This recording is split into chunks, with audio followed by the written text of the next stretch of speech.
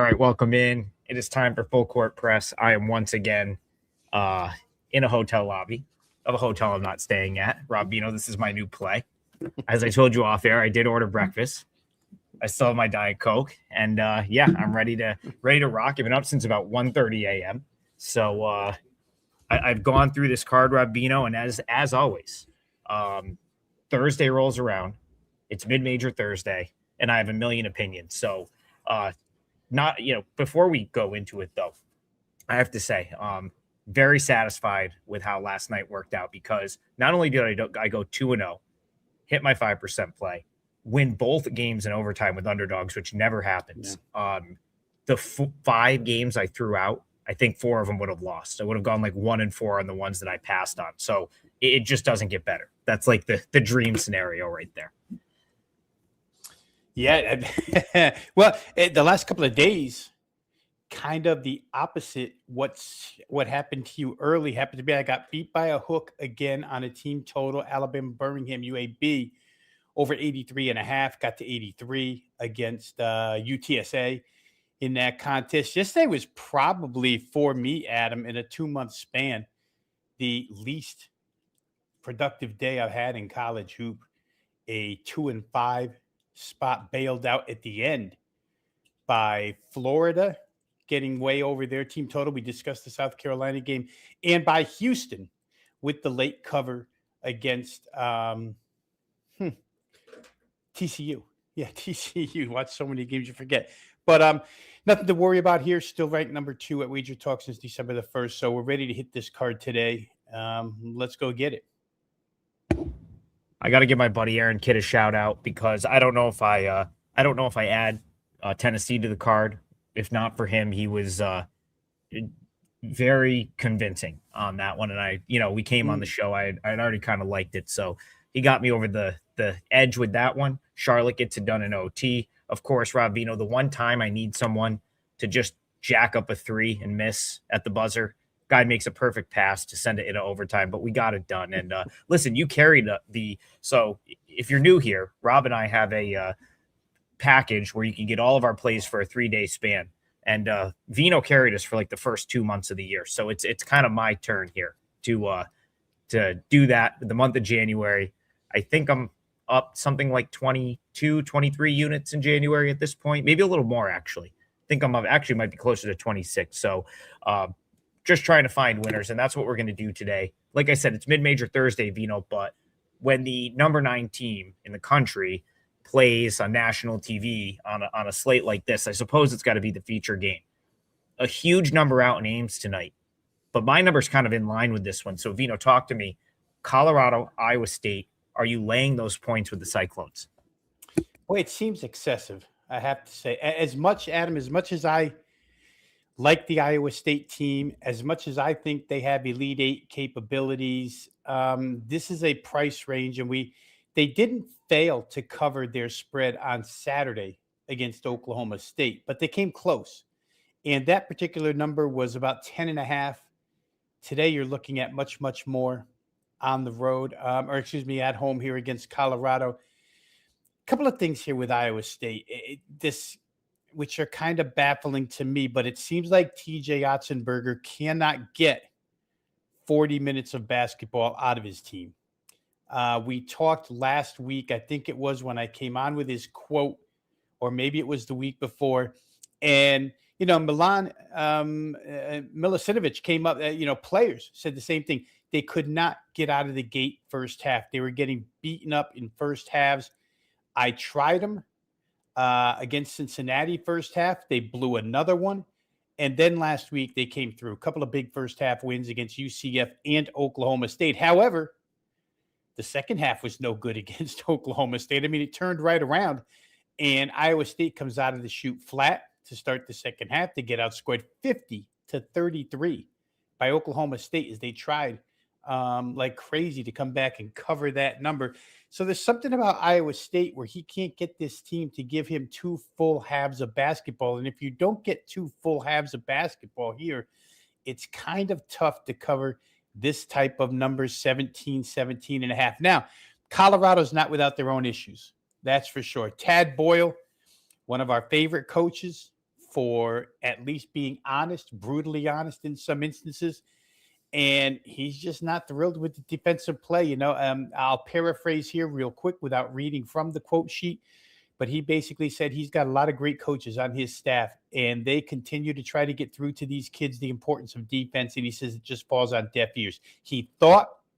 In his words, he thought they were on the right track for the last couple of games prior to the UCF game. Thought they played good defense at West Virginia in a losing effort. Thought they played good defense against Kansas. I'm not going to argue with him. They probably did play pretty good defense in both those games, but neither one came up with a W, neither straight up or against the spread. And then against UCF, Johnny Dawkins' team just buries him for 95 points. And he was almost of the close to saying, if you read between the lines, we're back to square one with this defense. We can't get stops. They don't have any problem scoring. You've talked about freshmen this week. We've talked about freshmen this week. Isaiah Johnson has been on fire for Colorado, leading scorer for the team. Originally, I looked at total going over because Colorado really doesn't have an issue scoring points.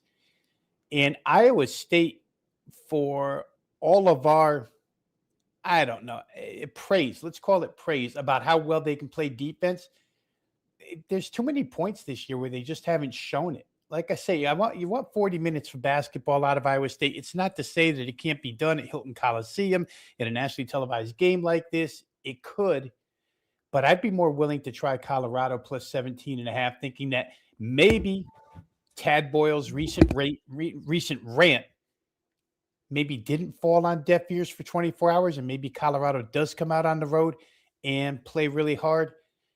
And then they have the scoring capability on the other end. And if I combine that with Iowa State's inability to give me 40 minutes, I think plus 17.5 looks large. Total could still be under consideration, Adam, but sidewise, I think I would lean to the road team here, Colorado. Oh, I definitely lean that way. I was hoping to get like 20.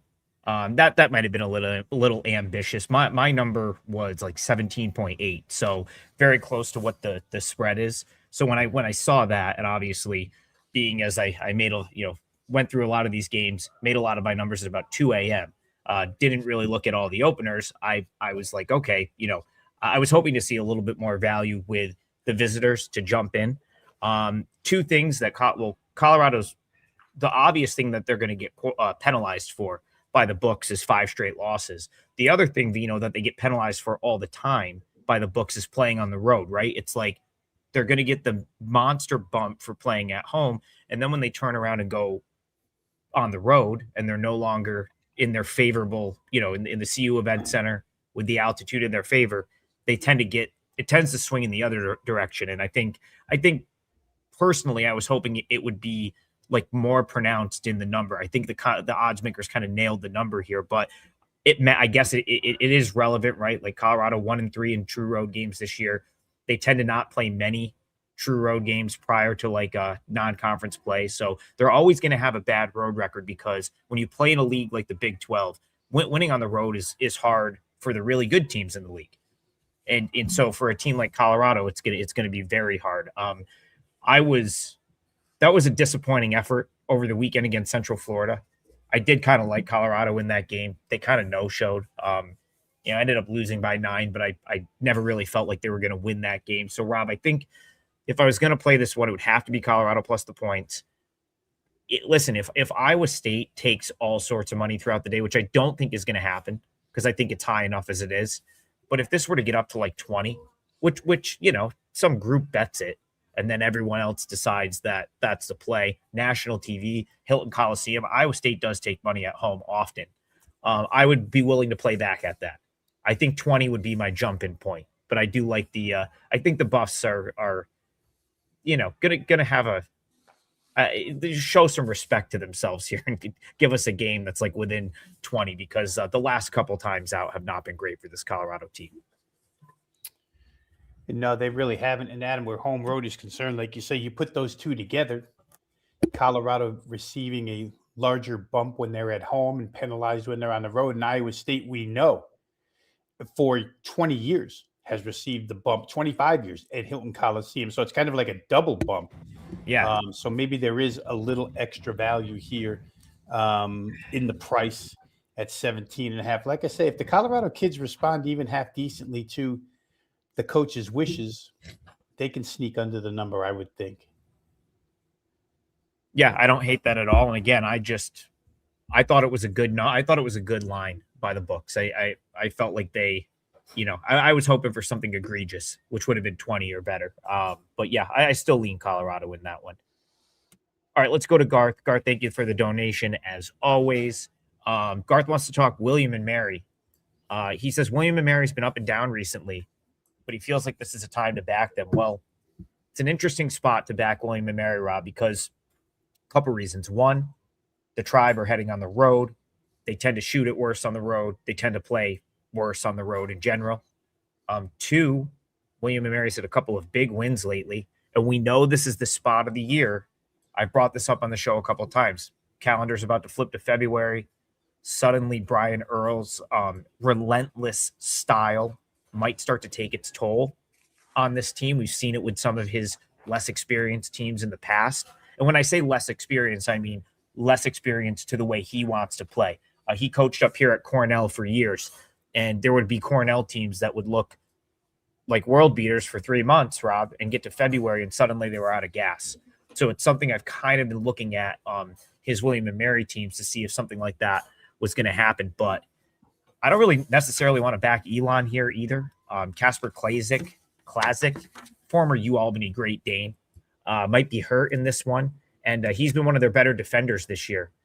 So if Elon's not going to get stops, that's the thing. If you can't stop William and Mary, they can score in bunches. And you've had some success trying to figuring out when they were going to score or not going to score this year. So talk to me about William and Mary Elon.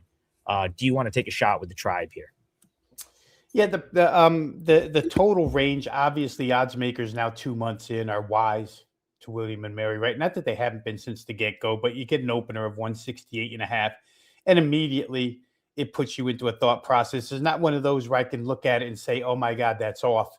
I look at that and they stop me in my tracks from running to the window with over at 168.5. It's drawn some money to the under here, 167.5.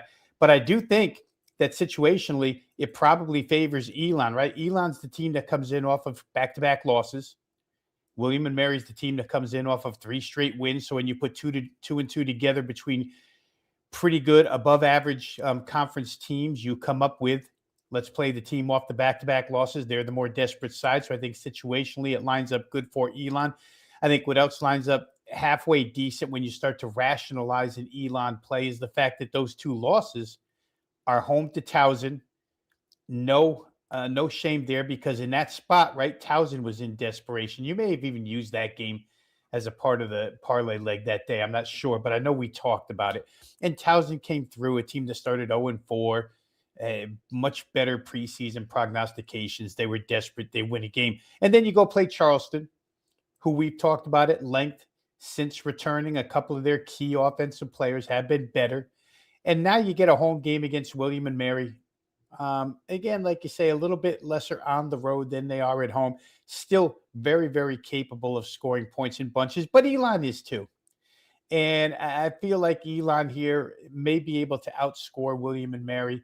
Again, the price tag on the total sort of makes me stop in my I don't want to have this game get to 170 to win. You know what I mean? I don't want to have 86, 84. There's just not enough wiggle room in that particular spot. But if you're asking me, do I want to try the home team +2? It's possible. It could be possible that those Elon back-to-back losses, here's what stops me.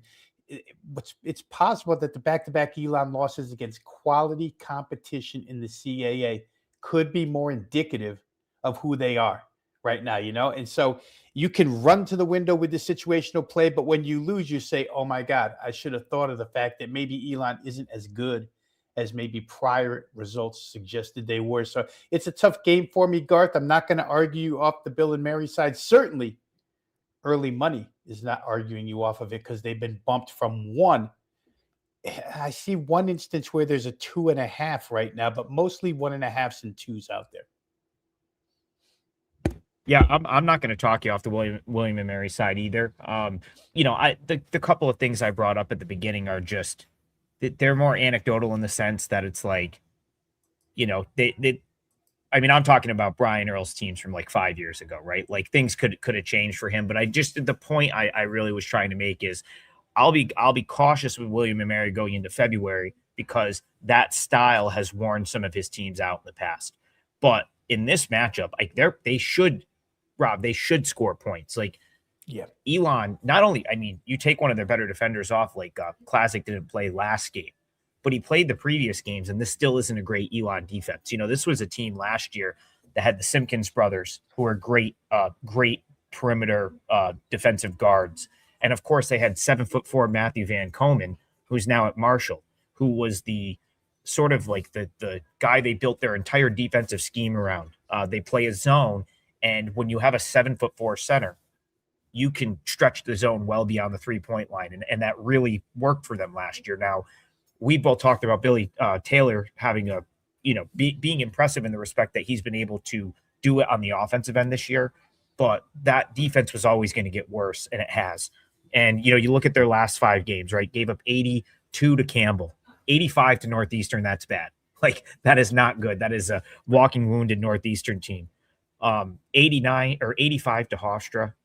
But see, here's the thing, Rob. Hofstra is the type of team that makes shot after shot, and they're a great jump shooting team. And what did Elon do? They turned around and just scored 89, right? So that's possible. And they did it on the road. So that's definitely something that could happen here. So I do think if Elon wins this game, I think you're going to see something similar to the Hofstra game where they give up, where they just drop 90 and they win a high scoring game. If they can't score, then you're going to see something like the last couple times out. Towson's a very good defensive team. They couldn't score. It's actually pretty disappointing that they gave up 72 to Towson, a team that seems to have a 6-minute offensive drought in every single game that they play. And then, of course, Charleston's been kind of hit or miss this year, and they handled them last time out down in Charleston. So it's a very interesting game. I think I'm with Garth. I think if I played this one, it'd be William and Mary. There's just more upside there right now, in my opinion. Yeah, and the two teams you pointed out at the end there, Adam Towson and Hofstra, they're less than pedestrian style teams on the offensive end. So when you're giving up that many points to teams who don't really want to push the basketball, that means you're giving up a lot of shots that are going in. So for Elon, defense, obviously a concern here. Garth, maybe from a totals perspective too, a quick look at the William and Mary team total. I'm confused. Do I look like I'm being held hostage here? We got some nice windows behind me. I'm in the I'm in the Erie, PA Hilton Garden Inn lobby right now. Is exactly where I am. So I'm good. They actually they've been great to me. They said, yeah, you're good over there. We'll refill your Diet Coke. I'm right down the street from Mercyhurst. Not going there today, but I'm trying to get much further west than that today. But that is where I am. Pretty much a stone's throw from the Mercyhurst campus. So no, I'm good. At a ski resort almost.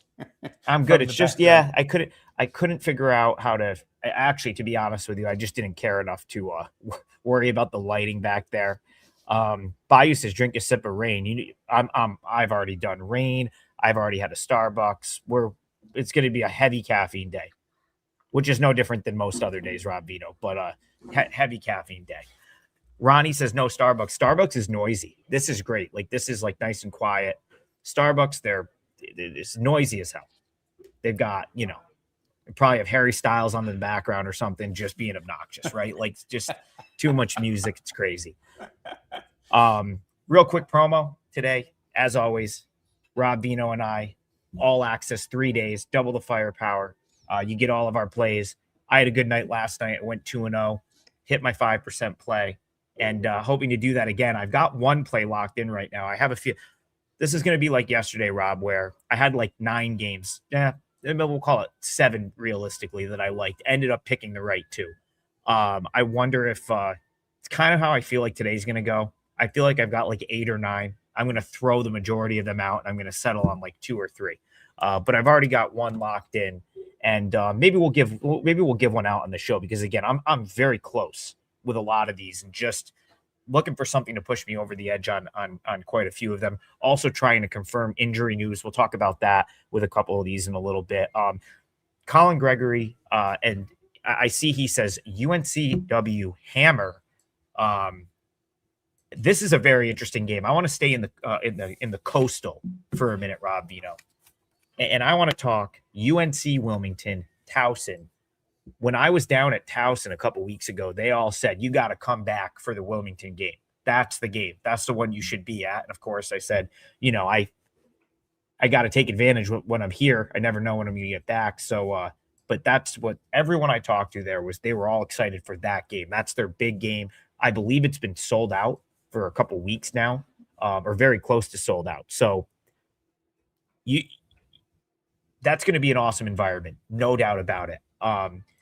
5,000 seat arena down there in Towson, Maryland, and they will likely have the best crowd they'll have all year. But Rob, I alluded to this in our breakdown of William and Mary. Towson every game goes 5 minutes without scoring a basket. William and Mary has size, UNC Wilmington has size and they rebound, which are two ways that Towson scores points, and they don't score many of them. So Colin Gregory, I tend to agree with you.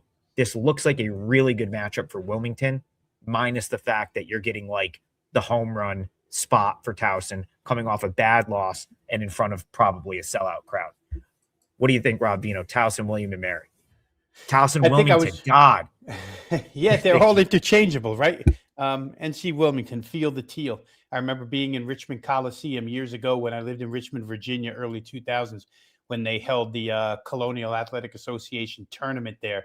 And the NC-Wilmington fans were all there in teal tie-dye shirts, and Field the Teal was the 3 words of the day as they went through that field and wound up winning that tournament. In this game, Adam, I scratched my head at the total movement here. And I guess people just want to pick off low numbers. 129.5 in modern day college basketball for an opener is extremely low. And so maybe you just mechanically bet over in these games. I saw it happen yesterday in a couple of spots. Or maybe somebody really thinks they have a really good read on these two getting up and over the total. But the price tag it's at now, 134.5.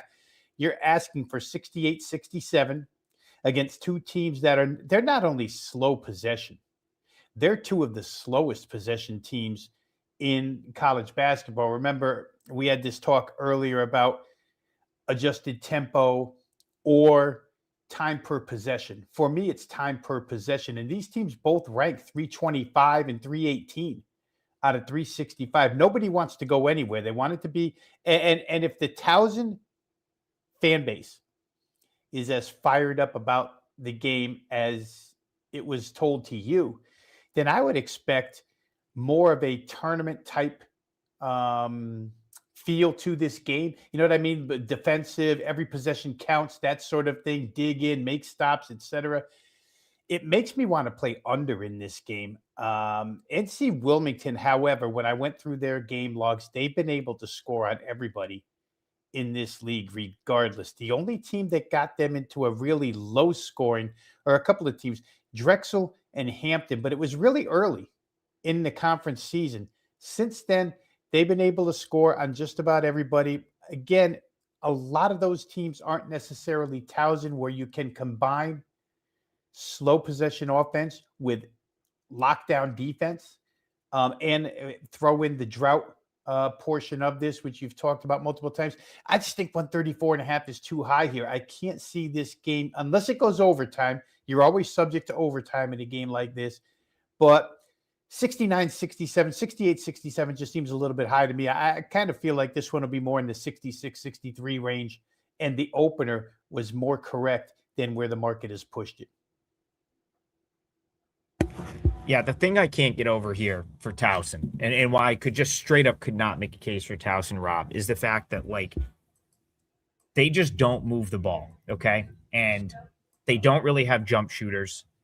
Tejada and Williamson should be able to score sort of at will. It's kind of puzzling that those two just can't carry this offense a little bit more. But when you take, like, potential second chance points, which you're probably not going to get many boards against Wilmington. And now Wilmington's got size inside. where you're probably not getting many clean looks at the rim. Like, this could be a game where Towson scores less than 60 points. Now, can they win again? Like, they could win a game 58, 56. They've done it before. But that's my major concern, where it's like, is Wilmington going to be totally like, now, I guess we could go back a couple weeks ago. Wilmington's had a whale of a time trying to play on the road, right? Like, they've dug themselves some big time holes recently. And I feel like they finally got caught not too long ago, but they've come back from some like 20-point deficits. The thing is, though, I don't think you made the comment that they might be bored playing some of these lesser teams in this league. I think Towson's going to get their full attention. And if Wilmington shows up and they're fully engaged and Towson gets their full attention, I think it's far more likely Wilmington would win that game. So I lean Wilmington with Colin. Yeah, and the game you talk about where they got caught by getting off to a slow start was the William and Mary game, where they're down 30-8 with 10 minutes left in the first half.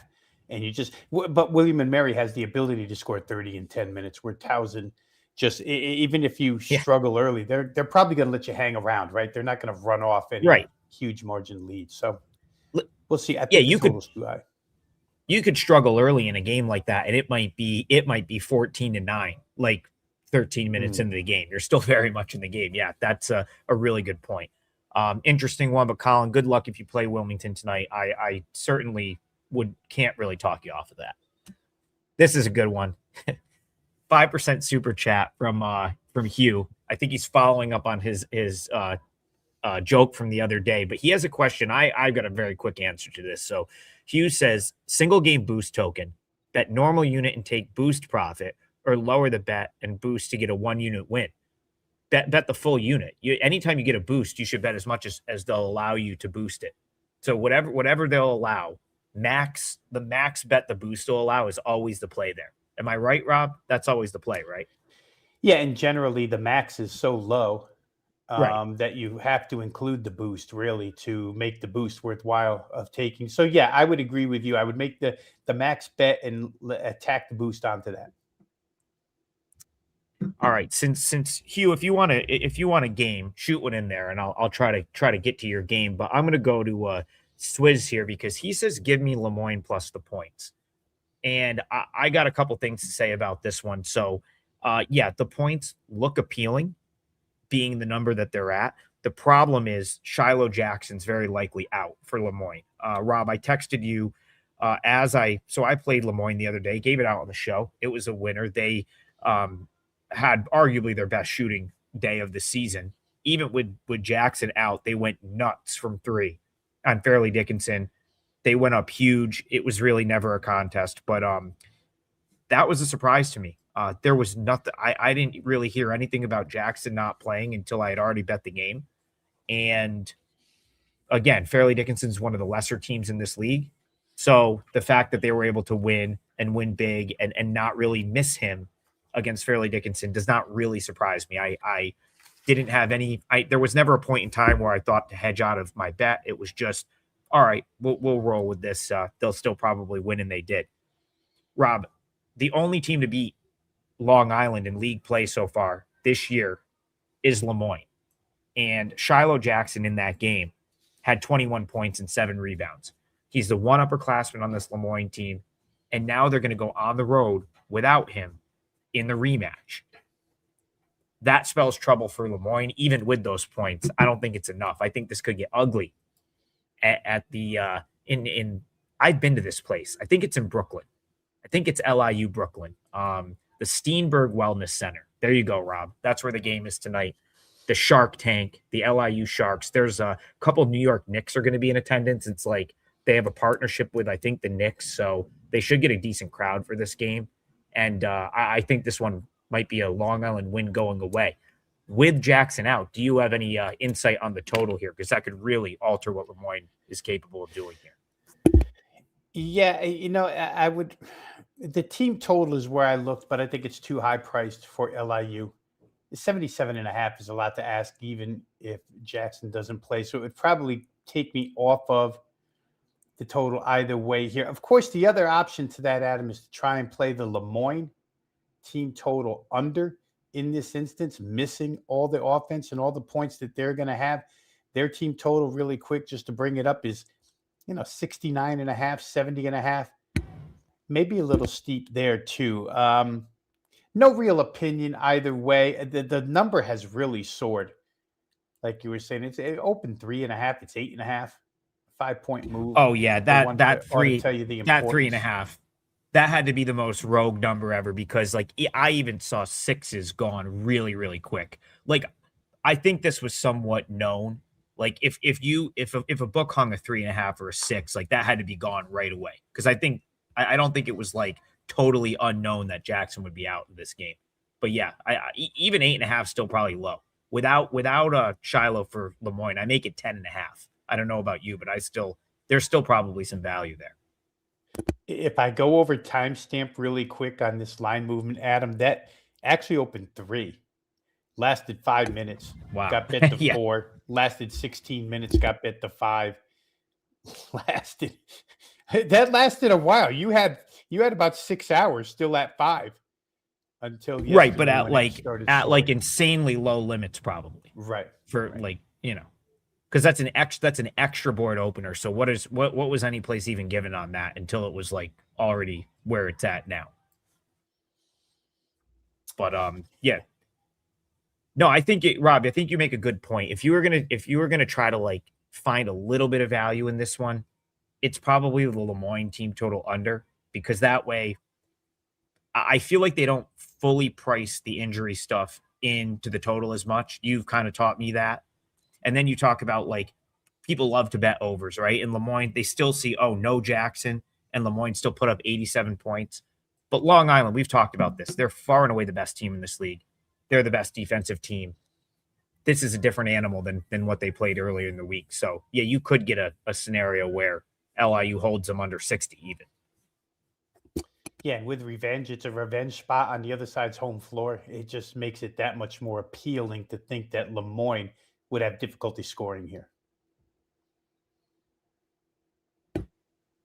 All right, let's continue on. Still plenty of games. I'm going to, this is the challenge with some of these games. I'm going to throw one out there that again is very contingent on some injury stuff, but is one that's very intriguing to me. So on Monday, Rob, we talked about Tarleton State, and they never played, right? Because the winter storm was still down in Texas. They had ice and a little bit of ice on Texas roads. That's pretty much an instant cancellation right there. And that's what Tarleton, I believe, dealt with on 2 occasions. I think they tried to get that game in twice, and it got canceled both times. So very interesting because they've been off for a while.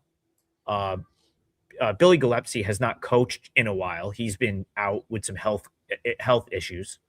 So there's been an assistant coach. I believe it's Glenn Cyprian that's been the coach. Things have not gone well in Billy Clyde's absence. I believe Tarleton's now lost 4 in a row. The crazy thing here is you've got the nation's leading scorer, and he comes off the bench. But not only has he been coming off the bench, Rob, he hasn't been playing his full allotment of minutes. So I guess those are the questions here, because I would love Tarleton in the spot at home as an underdog against a Utah Valley team that they played pretty good against not too long ago on this floor. Because remember, everyone in this league is playing 3 times this year. And even having some pals down in Stephenville, Rob, I can't find any info out on this game either. So I lean toward Tarleton. It's something I'm going to be monitoring today. But boy, if they were, Dior kind of is the one that's going to have to keep them in that game, because Utah Valley can score at the rim, and Tarleton's rim defense has not been good. So can you help me make heads or tails? Utah Valley, Tarleton. Are you seeing anything in this one?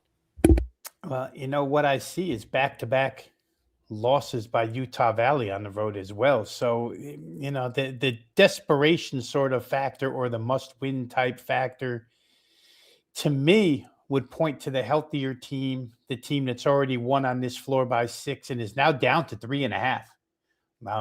This game has come down off of the opener. You can find 3.5s out there, a team with a huge scoring capability. I find it hard to play against Utah Valley. But that being said, Adam, they've got 3 losses in league, and all 3 are on the road. Got beat by Abilene by 17 on the road. And the last two that I just talked about were Southern Utah, who I think we talked about the other day. It's not an exceptionally good basketball team. They're subpar, to put it mildly, and they lose at Southern Utah. And then Cal Baptist, which is a decent team, gets the best of them in OT. So I don't know. I would think that Utah Valley would be the way I would look. However, I don't like the road results enough to say that I could get to the window with them against a team who has home floor revenge, and we really don't know the status of Dior. So I don't know. It's a tough game to play. Total wise, let me just speak on that for half a second here. This number has been bet up from 156 to 157.5. A lot of points.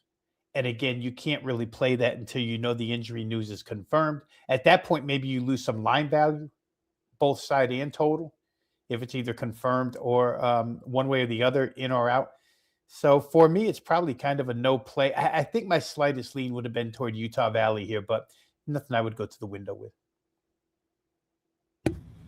Yeah, listen, I'll give you a little in-game angle here that you can use in this one because Tarleton likes to start with Dior Johnson on the bench, they have been more of a second half team most of the year.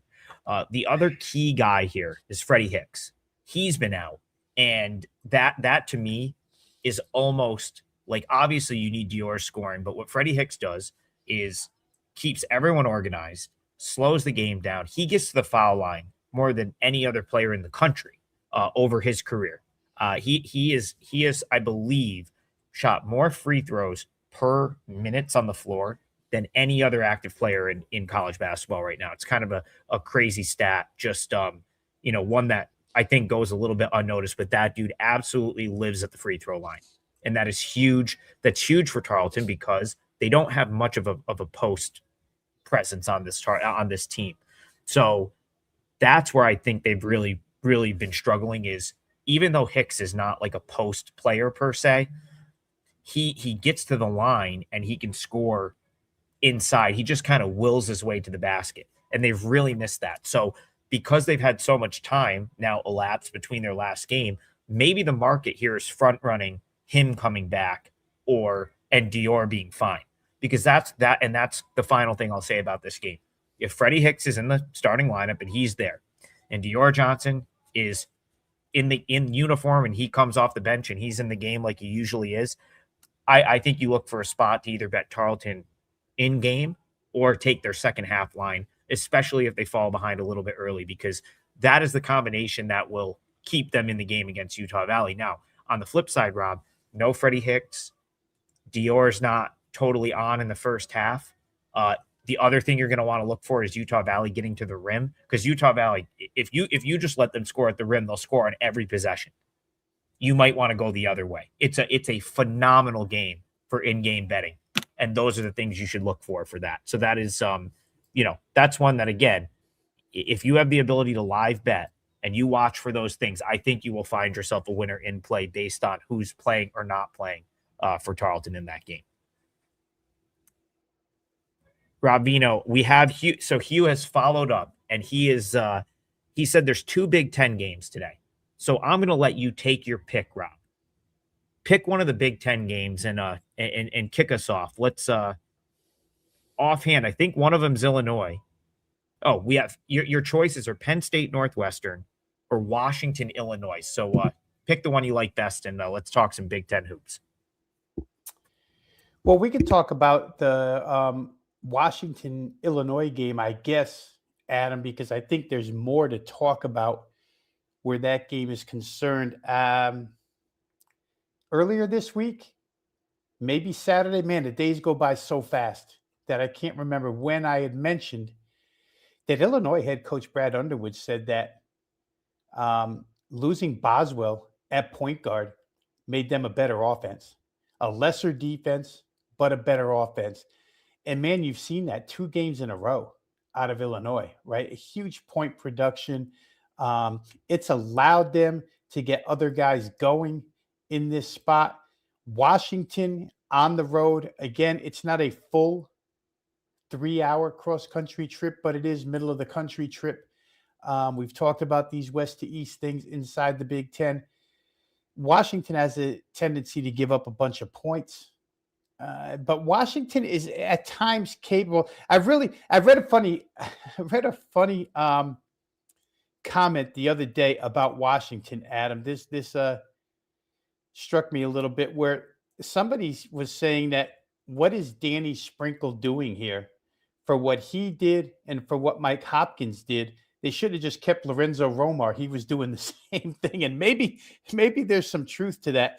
But Washington is off a big win, 72-57 against Oregon. We saw again last night, Oregon is just a shell of themselves. There's so many injuries on that team. Beating them by 15, it should be a given on any night. UCLA did the job last night. But real quick, just the Illinois situation, I'll just speak generally from a Illinois offensive perspective right now. That game against Purdue, in Purdue the other day, and I happen to have Illinois team total in that one. Or no, I had full game total, excuse me. It got to 170, but Illinois was behind at maybe 4-5 with about 4 minutes left. And again, Keaton Wagler, another freshman that we didn't mention in this great freshman class, went absolutely berserk in that game. They couldn't stop him. They tried everything. He either got to the rim and got fouled, or he made 3-pointers. He became the main guy. Stojakovic was the guy the game before. You can just see how open the spacing is on this team now, and how much attention opponents have to pay to Wagler that they really didn't. Boswell's a nice player. Obviously, he has been there for a while and has been really good. But there's a difference about this Illinois offense right now. So I would think, if I was going to lean here, I would probably lean toward that game going over, because Illinois honestly doesn't mind. And Purdue, Braden Smith played a good offensive game there too, and Washington does not Purdue's offense. But Illinois doesn't seem to mind allowing opponents to score. I think the mindset is of these kids on the floor that they know they can outscore you at this point in time. So Illinois is also pushing for conference lead. I think they're 8-1 inside the Big Ten right now. And so they're making a move. It's a team we talked about early, Adam. It's a team with, Elite Eight capability. When I look at them nowadays, I only look at them as an over type team where full game is concerned. So the fact that Washington gives it up, Illinois doesn't mind giving it up. Illinois can score. Maybe a full game total there, or an Illinois team total there, one or the other. Yeah, the first thing I noticed when I pulled this game up earlier today was our guy Marco D'Angelo. If they were doing like bet on it for college hoop, would be all over the spot here, because this is the deli sandwich game for Marco that he loves to bring up. That's, hey, listen, it's very relevant, but they just beat Purdue on the road. Like, that is a massive win for Illinois.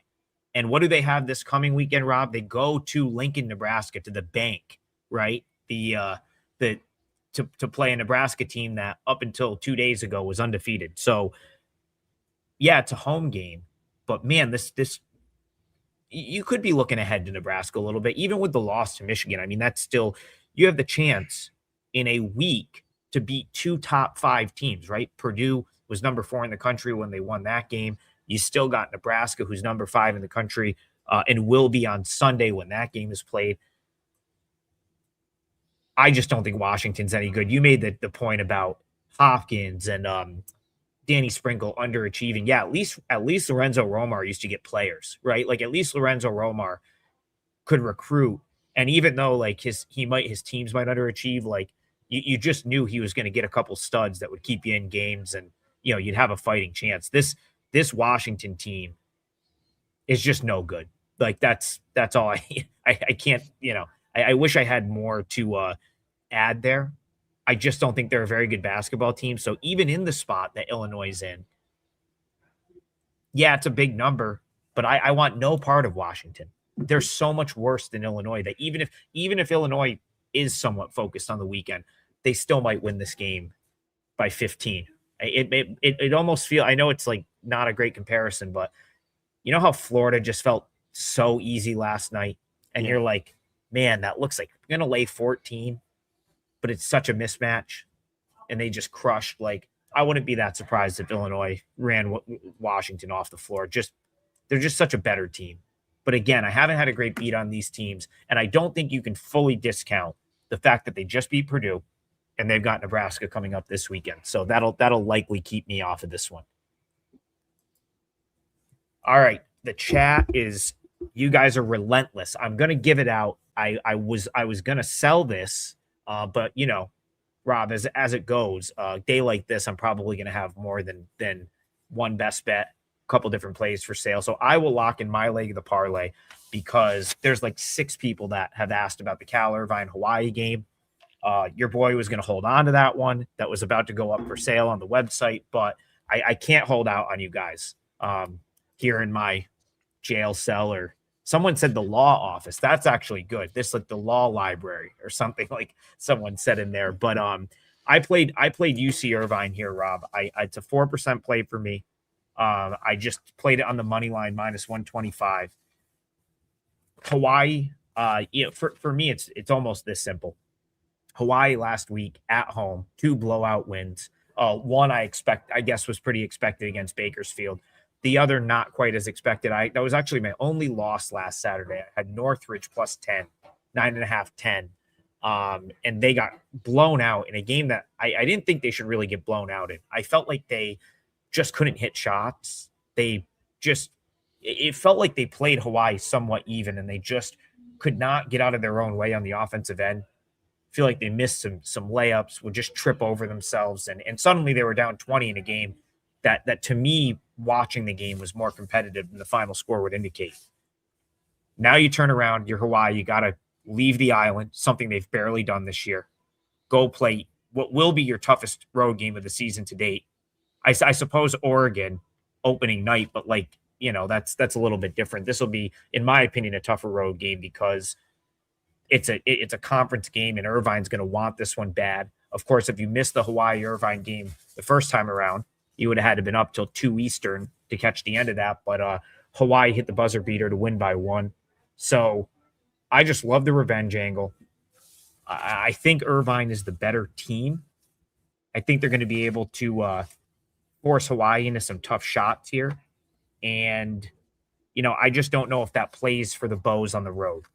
In addition to Hawaii on the road, obviously they get this big advantage at home, Rob. Very Colorado Buffaloes-esque, right? You turn around and now you don't have the advantage of teams having to take the flight all the way to the islands to play you. Now you're at a little bit more of a disadvantage on the road. So I took Irvine on the money line. That's going to be our parlay leg. What do you think? Do you have anything in this one? Hawaii, UC Irvine? I think both sides of this team total makes somewhat sense, but the one that makes the most sense to me, Adam, is Hawaii to stay under their number of 69.5. Teams haven't even shot 40% from inside the arc against Irvine. You mentioned the 2 wins that Hawaii had over the weekend, but obviously neither in the defensive class that Irvine is in. This team, they're both ranked 1 and 2 analytically inside their own conference in defensive efficiency. But when you go through further numbers, Irvine's a difficult team to score on. And Hawaii, and first off, I was surprised that the game total went up as high as it did. Again, another push that I'm kind of head scratching at. 140.5 is your full game total now. But for everything that you said, and if I tack on the fact that UC Irvine is the toughest defensive opponent that Hawaii's had in league so far this year, 69.5 seems like a reach. Irvine just doesn't allow teams to get to that number. 59 to UC San Diego last game, 66 to Riverside. Only 67 the first time in loss to Hawaii. Now you're asked to get 3 more on the road against a team with revenge. So to me in that game, the angle I would look at the most, aside from, I think the side play is absolutely a good spot here with Irvine. But I think the if you're looking from a totals perspective, Hawaii team total under makes the most sense to me. Yeah, and the one final thing I'll say is that first meeting, Irvine shot a very poor percentage on what were mostly good looks. They had a lot of like what would be considered quality shots in that first game, and they shot a very low percentage on quality shots in that meeting. And Rob, yet they still basically had the game won, right? Like it still took a shot, literally not just like, I mean, that shot was straight up at the buzzer. The last shot of the game had to go in for Hawaii to win that game. And that was with Irvine missing close look after close look on the road in Honolulu. Now you turn around, you get them at home, and we're only asking them to win. I think that's kind of a bargain. And I did see this move a little bit, which is fine. We'll just put whatever the money line is. Rob, do you have your screen up there? Because I'm short a screen today. So do you have a current money line for UC Irvine? I absolutely do. I can tell you right now, Irvine is minus $1.30. Yeah, that'll be our parlay leg, and I gave it to clients at minus 125. So 4% play, either is fine. We're going to have one more game to talk about, but Rob, do you know what you want to lock in for the parlay leg, or do you want to save that till the end and go to the other game first? Now, I'll just go quick with you, Adam. This is a simple bounce back team total. You had just mentioned the game, but Cal-Northridge, who has been a favorite of mine all season long from an offensive perspective, gets held to 68 the other night, doesn't make a lot of shots. This is a team that very rarely gets held below 80 points. Tonight, they're back at home against UC Davis, a team that I think Cal-Northridge can impose their up-tempo will on. And the number is kind of low in my estimation, 82.5. I think that they're probably ticketed for 85 or more. Again, it's more of a situation. Well, I guess you combine the fundamentals here because I truly believe and the ticket cashing that I've done with this team so far this year in these instances kind of proves it, that Cal State-Northridge is, for me, just a one-way ticket. They're going to play fast. They're going to make shots. They're going to score. They and Cal Poly are like two of the same inside this league. I think Northridge might even be a little bit better of a team overall. But for me, Adam, in this spot, I don't think Davis, which would prefer, I know they would prefer to try and slow the game down a little bit, but I just don't think it happens on Northridge's floor. And I think that the shot making comes back a little bit here. Obviously, they're a far better scoring team than what they showed the other night. In Hawaii, we just mentioned it. They're like number one in defensive efficiency in that league. So it's a huge step down in class here for them. So give me the Cal State-Northridge team total after last night. Yesterday, I kind of butchered it on the folks, right? I went Miami of Florida first half. Kind of, right. A little different. And I see a 22-12 lead in the first half, and I'm thinking, man, we're on our way. All of a sudden, it's 40-35 Stanford. But bottom line is Miami covers the full game. So I probably got out of my element a little too much. We'll stick to my element here. Cal State-Northridge team total over 82.5. Yeah, I mean, the batter's eye is back, right? This game's at Northridge. So we got that nice big black backdrop, which they tend to shoot extremely well against. I seriously think someone, if there's anyone close to the Northridge program that watches the show, let us know. I feel like they did that for a reason, right? Like I feel like they made that gym super shooter friendly. That's just what I think. Like otherwise, why would you go out of your way to put this like massive black wall behind the hoops?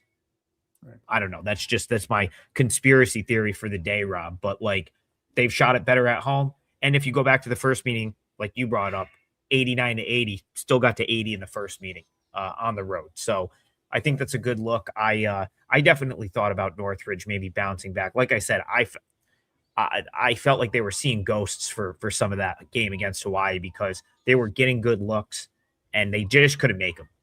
They just sort of like tripped over themselves a couple of times, and it was just not their best work. So I don't mind a bounce back for Northridge there. Rob, let's go to one more chat question to close it out. He says, this is Mad Max. He said, FAU beats Memphis. Yeah, I listen, stubborn Trig wants to come back with FAU because, of course, that was a 5%er for me on Sunday. I got a good number. But the problem, Rob, is I felt like they really got thoroughly outplayed in most of that game. Now you're talking Memphis, who's been down, but man, does it feel like Memphis is the type of team that like you don't really want to go against once people are really counting them out, which could kind of be this spot here. So that's what kind of forced me to pass on this one. But talk to me and Mad Max, FAU Memphis. He looks toward the FAU money line. He says no reason for Memphis to be favored. And Memphis hasn't been good as a favorite, I suppose. So how are you seeing this one? Florida Atlantic, Memphis. I can't say I disagree. It's about this far. It's not there yet. It's about this far from making my card. Florida Atlantic in the bounce back role.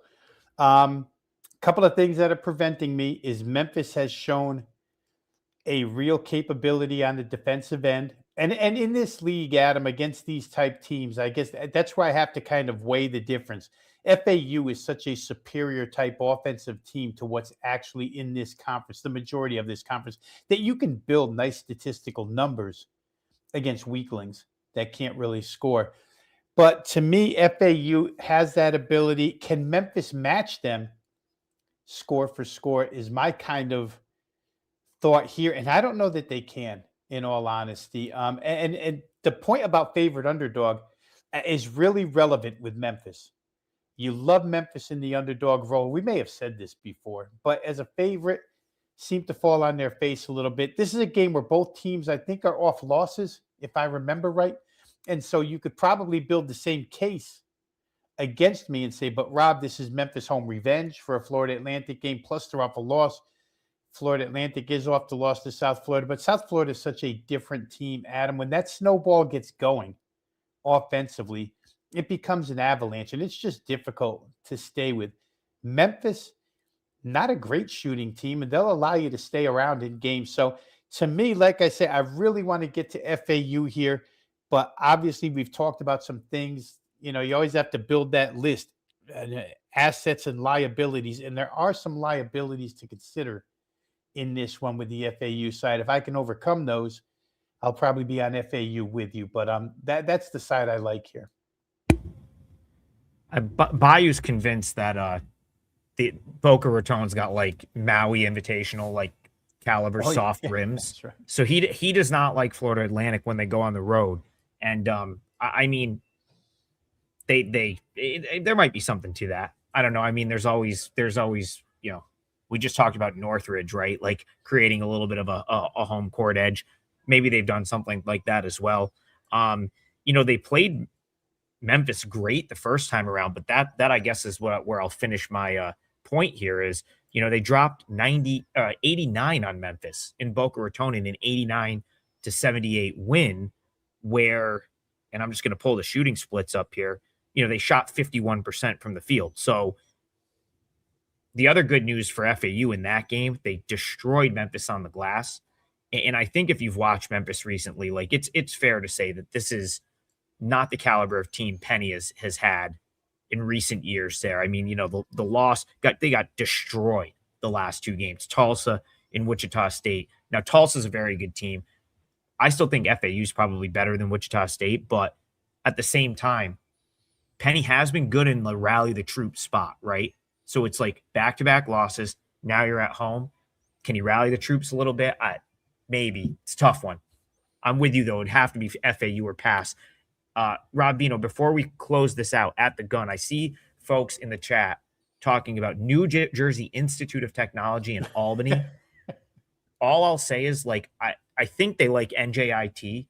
and see if Jeremy Clayville comes back tonight. That would be a nice boost for N.J.I.T. He hasn't played since January 3rd, and I thought I heard a rumor that he might be back tonight, which would be maybe. I mean, Albany sucks. Like that. Don't get me wrong. Like that's just, and I'll come on here and say that proudly. That's our in-city rival for Siena. So can't stand Albany. Wish nothing but the worst for that team. And hopefully they lose tonight to N.J.I.T. because I think some of the boys in the chat will cash. And if Clayville's back for N.J.I.T., that's certainly appealing. Jeremy Clayville from last year's St. Francis Red Flash team that went to the NCAA tournament. But yeah, he's been out for a couple of games. Would be nice if they got him back, and I think he would certainly be worth a point or two. All right, Rob Bino, we have reached the end of the show. I think Bayou loves the parlay tonight. That's what I love to hear. We're going two-teamer. We've got Cal-Irvine minus 130 on the money line. It's also a 4% play for me. And then Bino's going Cal State-Northridge team total over 82.5. Little two-teamer. The math on that's probably like plus 250. I'll have it done if officially if it wins, of course. Minus 5.18 units on the parlay this year, but we're battling. I feel like we're a couple away. Yesterday we had Tennessee. Miami let us down. The day before, Miami of Ohio cost us by a half point. Vino, you got to stay away from teams named Miami, and we're going to be all set. Yeah, that's a good lesson. Double the firepower. All of my plays, all of Vino's plays for any 3-day span. I'm going to try to make it to a game tonight. We'll see how far I get. So check Twitter. You'll see where I am in about 8 hours from now. But yeah, we'll see you guys tomorrow morning. More Full Court Press, 10 a.m. Eastern. I believe we're on again with Kelly on Saturday. Good luck today, everyone. We'll see you soon.